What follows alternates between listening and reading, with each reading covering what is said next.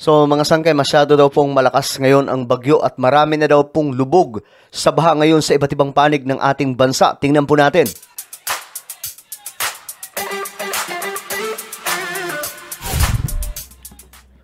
Hello, what's up guys? Kamusta po kayong lahat? I hope na ayos lamang po tayo.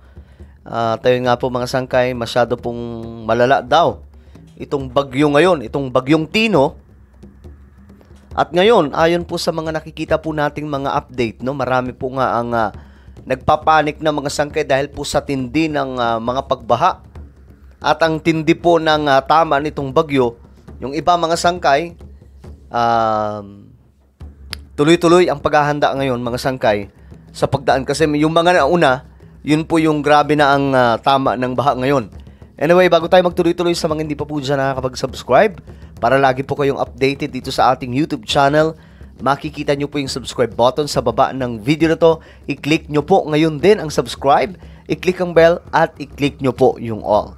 Sa mga nanonood naman po sa Facebook, i-follow nyo po yung ating Facebook page. Okay, diretso na po tayo mga sangkay. Ito kasi ang nangyayari ngayon. Tingnan po natin itong ganap. Ayon po dito, doon po ito mga sangkay sa may Surigao. Ayan, tignan po natin kung gaano kalala itong pagragasa.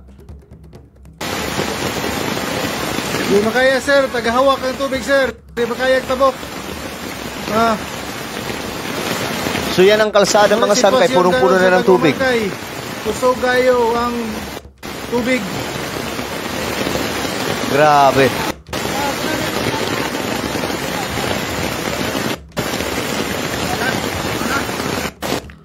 So halos buong Pilipinas, ramdam na ramdam ito ngayon mga sangkay. Hindi lamang po doon sa Visayas, kahit po dito sa Luzon. Eto, paghahanda sa bagyong Tino, sa Bicol naman po ito. Patuloy ang water monitoring at koordinasyon ng Bureau of Fire Protection Bicol Region sa iba't ibang local government units at Disaster Risk Reduction and Management Office sa rehiyon bilang paghahanda mga sangkay sa bagyong Tino. So ito po yung kanilang ginagawa ngayon. Todo paghahanda na po ngayon ng marami. Kasi sobrang laki ng bagyo. Tingnan po ninyo. Makikita nyo mga sangkay yung sakop niya. Halos buong Pilipinas po. Natatakpan na po mga sangkay ng ulap ngayon. Ito naman doon po sa may Tamamarkay, Tubay. Ito mga sangkay, tingnan po natin. Sa Agusan del Norte po ito. Kaya nga mga ilog, ulit yung bago natin. At nakatulong ko sa ating kapwa natin. So, kaya na tayo. Ito mga ilog, kapunta ko ng Surigao City. So, sulit na rin. So, hindi ka mapatakot, pagkapunta ng Surigao City. Pag magpaanod ka lang sa tubig. Pagkapunta ng Surigao City, kung nakatakot na rin, grabe.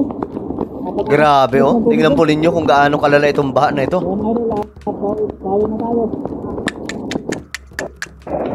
Ayan oh. Grabe. Grabe mga idol oh. Napagod ako sa kapaglalakad dito sa highway mga idol. Sinilas siya be. Sinilas siya be. Hindi ka maglikod. Ang bira. Mula umpan na pa rin eh. Para maabot na tayo hawa na. Tubo ka po. Ha? Tubo ka.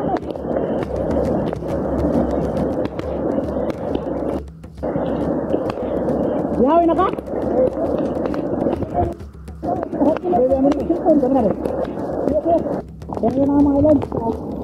Okay, yan po yung nangyayari ngayon mga sangkay doon. Ito. Pinahaba-haba ito na pila. Ka-traffic na po mga sangkay. Baha na po yung ibang part oh. Sa Agusan del Norte itong video. Ito naman mga sangkay doon po, same pa rin sa highway ito ng Santiago, Agusan del Norte. Nabali namin ang agianan. Grabe.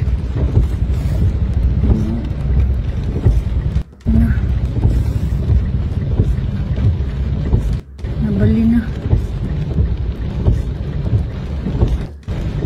May anak card, pwede rin mga card, pero mga FI. FI.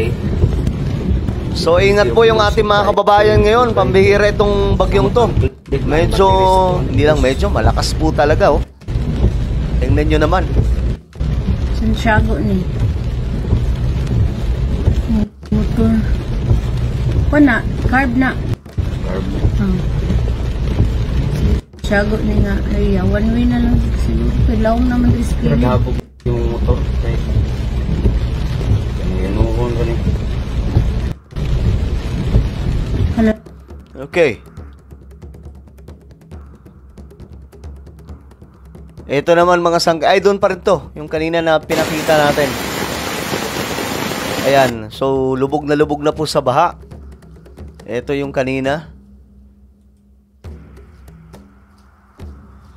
Ito, pray for Cebu. Mga sangkay. Nangihingi na po ng pananalangin ng Cebu ngayon dahil nga po, alam nyo naman, kakatapos lamang po ng lindol. Tapos eto na naman po, malakas sa bagyo ang tatama doon sa Eastern Visayas. Ito naman mga sangkay, doon din po ito sa Cebu. Ayan po, Northern Town. Daanbantayan Town, Northern Cebu. Ito po yung ulan ngayon mga sangkay. Ganyan po kalakas.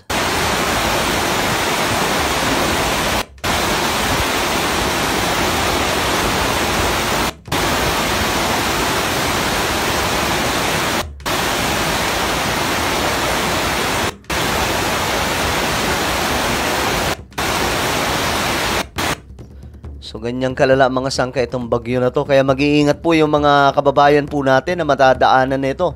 Ito pansamantalang isinara sa lahat ng uri ng sasakyan ang National Highway sa Barangay Tagmamarkay, Tubay, Agusan del Norte dahil sa matinding pagbaha na dulot ng bagyong Tino.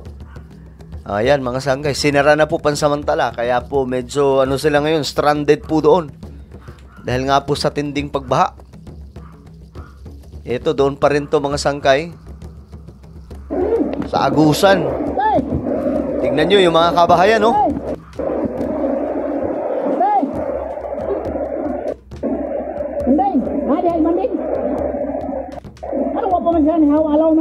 Grabe, oh. Pati bahay, mga sangkay, pinasok na po ng tubig. Ang lalim.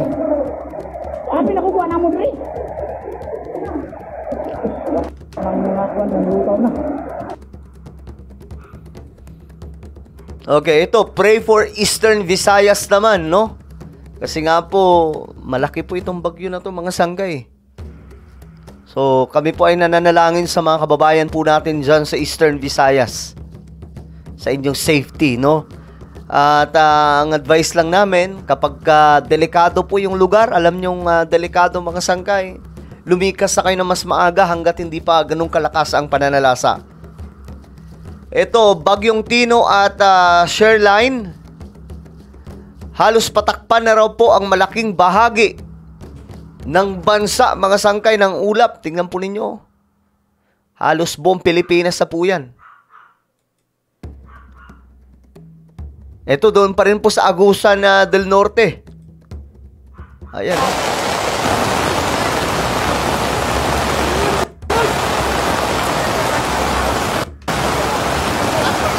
Grabe itong bagyo na to. Ako, yari mga sasakyan dito.